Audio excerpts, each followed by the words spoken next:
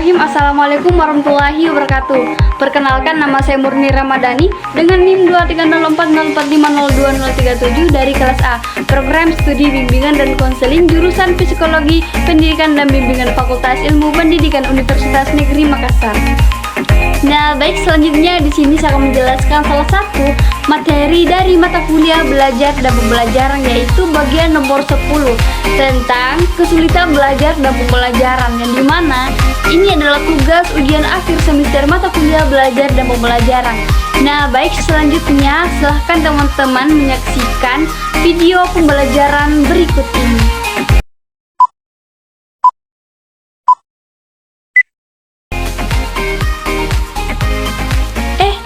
Selamat pagi teman-teman.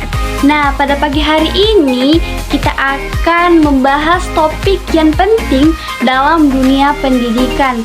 Nah, kesulitan belajar dan pembelajaran. Setiap individu memiliki gaya belajar dan kemampuan yang unik. Nah, tetapi bagi berbagai orang, belajar bisa menjadi tantangan yang rumit. Nah, mari kita menjelaskan penyebab dan strategi untuk mengatasi kesulitan belajar tersebut. Apa itu kesulitan belajar? Nah, kesulitan belajar adalah ketidakmampuan seseorang dalam memahami atau menggunakan informasi dengan cara yang konvensional.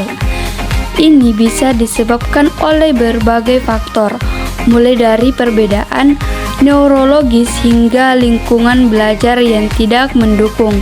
Penting untuk diingat bahwa kesulitan belajar bukanlah tanda kebodohan atau kurangnya kemampuan, tetapi merupakan perbedaan dalam cara individu memproses informasi.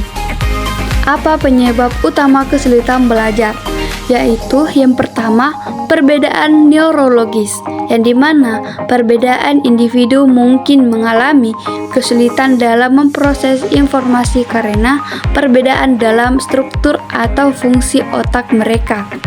Nah, adapun yang kedua yaitu kurangnya dukungan dan lingkungan pembelajaran yang tidak mendukung, yang dimana lingkungan belajar yang kurang stimulatif atau tidak mendukung dapat mempersulit proses pembelajaran.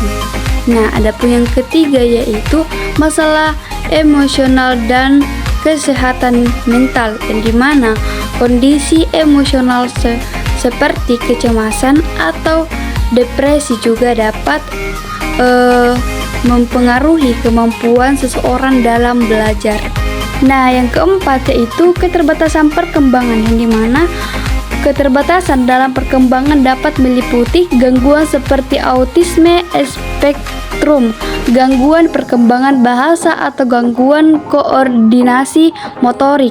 Individu dengan keterbatasan ini mungkin mengalami kesulitan dalam memahami konsep-konsep akademis atau dalam partisipasi dalam aktivitas belajar yang melibatkan integrasi sosial atau keterampilan motorik.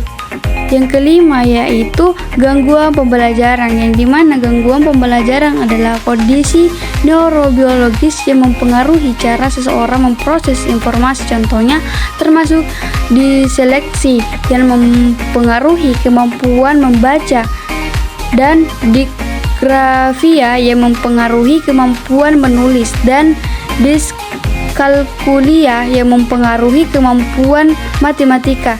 Nah, individu dengan gangguan ini mungkin memiliki kesulitan dalam memperoleh, mengingat, memahami, atau menggunakan informasi. Yang keenam yaitu kurangnya motivasi, yang dimana kurangnya minat atau motivasi dalam belajar dapat disebabkan oleh berbagai faktor, termasuk kebosanan dengan materi pembelajaran dan kurangnya pemahaman akan relevansi materi terhadap kehidupan mereka, atau perasaan tidak kompeten dalam kemampuan akademis mereka. Yang ketujuh yaitu kurangnya aksesibilitas terhadap sumber daya pembelajaran, yang dimana akses terhadap sumber daya pembelajaran seperti buku, teks, teknologi pendidikan, atau tutor tambahan dapat mempengaruhi kemampuan seseorang untuk belajar. 8 yaitu metode pengajaran tidak sesuai, yang dimana setiap individu memiliki gaya belajar yang berbeda-beda seperti visual, auditori, atau kinestetik. Nah, metode pengajaran yang tidak sesuai dengan gaya belajar individu dapat menghambat pemahaman dan retensi informasi. Nah, adapun strategi mengatasi kesulitan belajar tersebut yaitu yang pertama, mengidentifikasi kebutuhan individu, yang dimana penting untuk memahami gaya belajar dan kebutuhan individu. Apakah mereka lebih visual atau auditory atau kinestetik. Yang kedua yaitu menyediakan dukungan tambahan, yang dimana siswa dengan kesulitan belajar mungkin memerlukan bantuan tambahan baik dari guru dan spesialis pendidikan atau dukungan dari teman-temannya. Yang ketiga yaitu penyesuaian kurikulum, yang dimana mengadaptasi metode pengajaran dan kurikulum untuk memenuhi kebutuhan individu dapat membantu mereka meraih prestasi penuh mereka. Yang keempat yaitu peningkatan lingkungan pembelajaran, yang dimana membuat lingkungan belajar yang mendukung, termasuk penyediaan sumber daya tambahan dan ruang yang tenang untuk belajar dapat membantu mengurangi stres dan meningkatkan konsentrasi. Yang kelima yaitu mengembangkan keterampilan metakognitif, yang dimana penting untuk membantu siswa mengembangkan keterampilan metakognitif, yaitu kesadaran dan pemahaman mereka terhadap proses belajar mereka sendiri. Nah, ini termasuk membantu mereka mengenali strategi belajar yang efektif. Yang keenam yaitu mendorong kolaborasi dan pemecahan masalah, yang dimana kolaborasi dan pemecahan masalah adalah keterampilan penting yang perlu dikembangkan dalam lingkungan pembelajaran.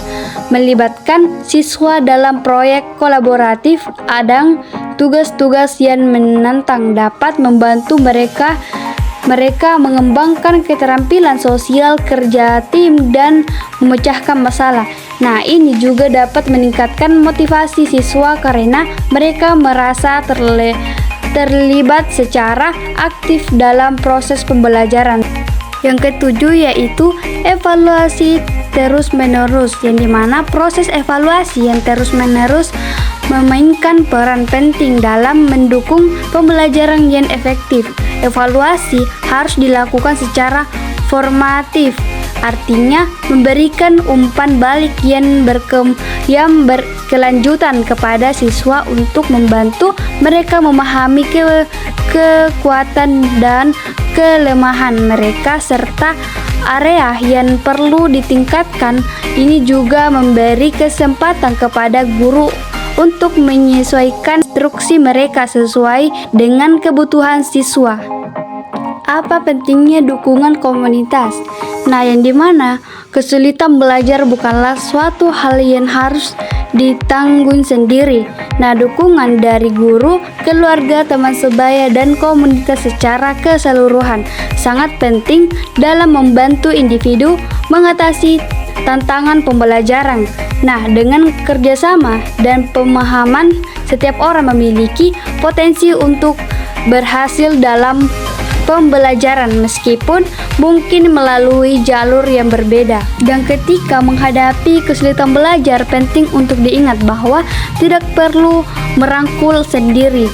Dukungan yang diberikan oleh guru, keluarga, teman sebaya, dan komunitas belajar menjadi fondasi penting dalam membantu individu mengatasi tantangan pembelajaran yang dihadapi dengan adanya kolaborasi dan empati dari orang-orang di sekitarnya. Nah, itulah tadi penjelasan materi dari saya tentang kesulitan belajar dan pembelajaran. Nah, sekian dari saya ucapkan assalamualaikum warahmatullahi wabarakatuh. Terima kasih, dadah.